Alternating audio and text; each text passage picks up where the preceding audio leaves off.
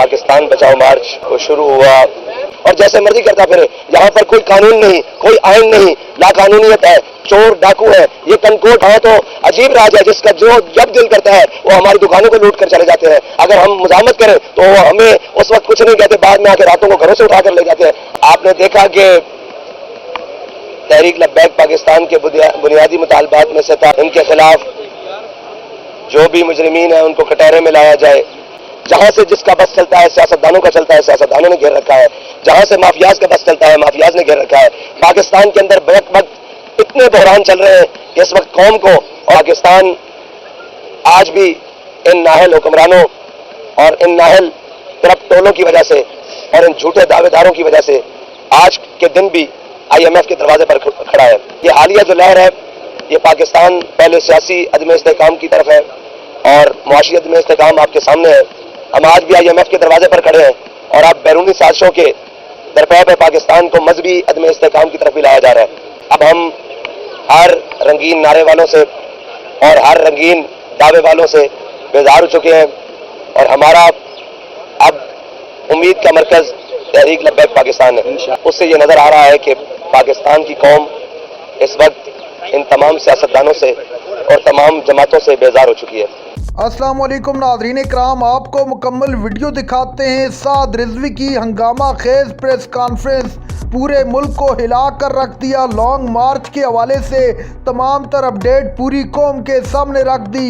Long march میں کہاں پر کیا ہوا, سعد رضوی کے ساتھ کیا معاملہ پیش آیا, مکمل ڈیٹیل پوری قوم کو بتا دی. ناظرین کرام، سعد رضوی نے کہا کہ ملک میں آئین اور قانون کا نام تک نہیں ہے, اگر کوئی بات کرتا ہے تو اس کے خلاف کارروائی کی جاتی ہے. آپ ویڈیو دیکھیے پھر اس پر بات کرتے ہیں. بسم اللہ الرحمن الرحیم, الحمدللہ رب العالمین والصلاۃ والسلام علی سید الانبیاء والمرسلین.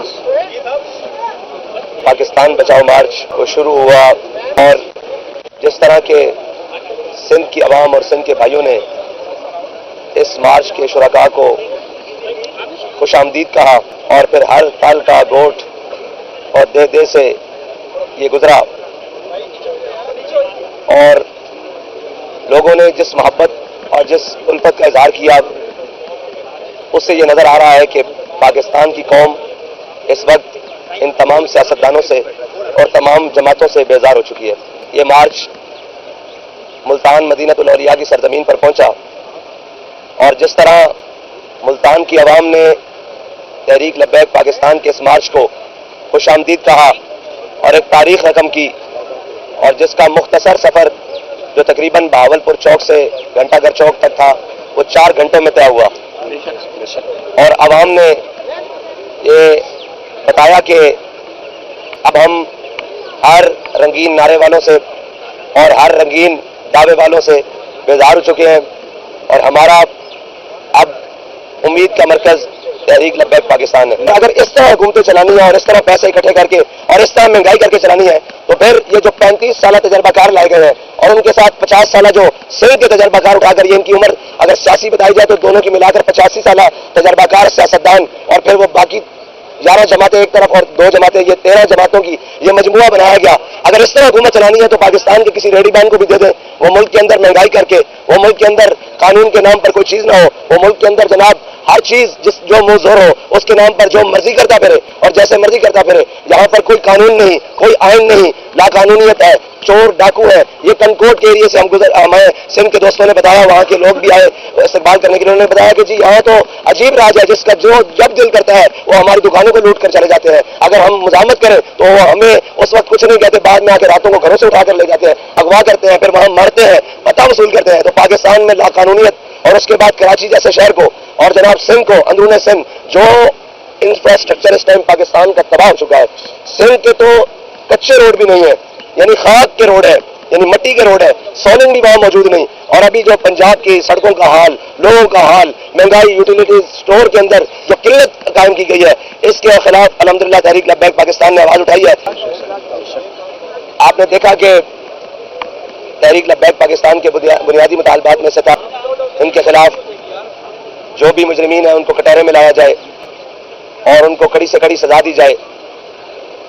جب میں پنجاب کے اندر داخل ہوا تو مجھے بتایا گیا کہ واحد ضلع رحیم یار خان ایسا ایک ضلع ہے. یہ حالیہ جو لہر ہے یہ پاکستان پہلے سیاسی عدم استحکام کی طرف ہے اور معاشی عدم استحکام آپ کے سامنے ہے. ہم آج بھی IMF کے دروازے پر کھڑے ہیں اور آپ بیرونی سازشوں کے درپے پہ پاکستان کو مذہبی عدم استحکام کی طرف بھی لایا جا رہا ہے. تو اس ساری چیزوں کو روکنے کے لیے تحریک لبیک پاکستان نے یہ پاکستان بچاؤ مارچ کیا ہے.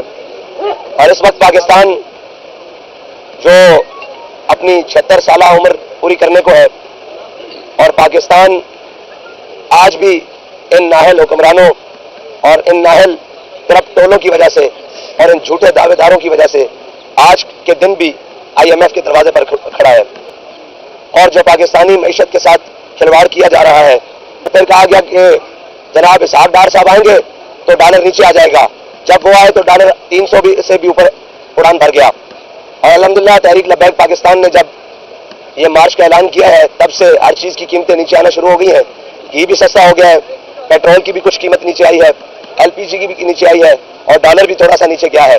لیکن ہم یہ کہتے ہیں کہ یہ مصنوعی قلت نہیں, یہ مصنوعی بحران نہیں ڈالنا, قوم کو حقیقی ریلیف دلوانا ہے انشاءاللہ, اور انشاءاللہ دلوائیں گے انشاءاللہ. عالمی منڈی میں پیٹرول کی قیمتیں مسلسل گرنے کے باوجود پاکستان میں پیٹرول کی قیمت کو کم نہیں کیا جا رہا اور لیویز کے نام پر اس ٹائم قوم سے تقریباً پر لیٹر جو ہے وہ 50 روپے سے بھی اوپر کمائی کی جا رہی ہے.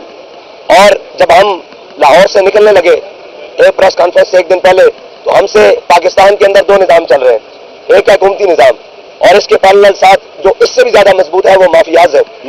پاکستان کے اندر جو مافیاز ہیں انہوں نے رابطہ کیا کہ آپ پیٹرول کے در پہ کیوں ہیں, آپ کیوں اس کو سستا کروانا چاہتے ہیں, آپ ہمیں اپنے اکاؤنٹس دیں, آپ ہمیں خفیہ اکاؤنٹس دیں, اومنی اسٹائل کے اکاؤنٹس دیں, ہم 5 روپے پر لیٹر آپ کے اکاؤنٹس میں ڈیلی آپ کو کمیشن بھیجتے ہیں اور آپ بھی خاموشی سے بیٹھیں اور ہم بھی خاموشی سے بیٹھیں. تو میں بڑا حیران ہوا کہ یہ کون سے لوگ ہیں, وہ حکومت سے ہٹ کر جو مافیاز جو اس وقت حکومت سے بھی زیادہ مضبوط ہے, بلکہ اس ریاست میں سب سے زیادہ جو لوگ مضبوط ہیں وہ مافیاز ہیں. وہ لینڈ مافیاز ہوں, وہ پیٹرولیم کے اندر مافیاز ہوں, وہ جناب تھانہ کلچر کے مافیاز ہوں, وہ پٹوار خانے کے مافیاز ہوں, وہ جناب واٹر ٹینکر کے مافیاز ہوں. اس وقت پاکستان کو مختلف جہتوں سے گھیر رکھا ہے. جہاں سے جس کا بس چلتا ہے سیاستدانوں کا چلتا ہے, سیاستدانوں نے گھیر رکھا ہے. جہاں سے مافیاز کا بس چلتا ہے مافیاز نے گھیر رکھا ہے. پاکستان کے اندر بیک وقت اتنے بحران چل رہے ہیں کہ اس وقت قوم کو, اور لیکن ہماری یہ التجا ہے کہ الیکشن تک اس قوم کو زندہ تو رکھا جائے. ناظرین کرام, آپ نے ویڈیو دیکھی. سعد رضوی کی پریس کانفرنس نے پورے ملک میں آگ لگا کر رکھ دی. 2 منٹ کے اندر پورا ملک ہل گیا. سعد رضوی نے کہا کہ ملک میں آئین اور قانون نہیں ہے, ملک میں جس طرح مہنگائی کی جا رہی ہے, خدا کے لیے عوام کو الیکشن تک تو جینے دو. سعد رضوی نے کہا کہ ہم لوگ جب بھی باہر نکلتے ہیں تو ہمارے خلاف کریک ڈاؤن کیا جاتا ہے. ناظرین کرام, تحریک انصاف کو جن مشکلات کا سامنا کرنا پڑا, تحریک لبیک بھی ان سے گزر رہی ہے.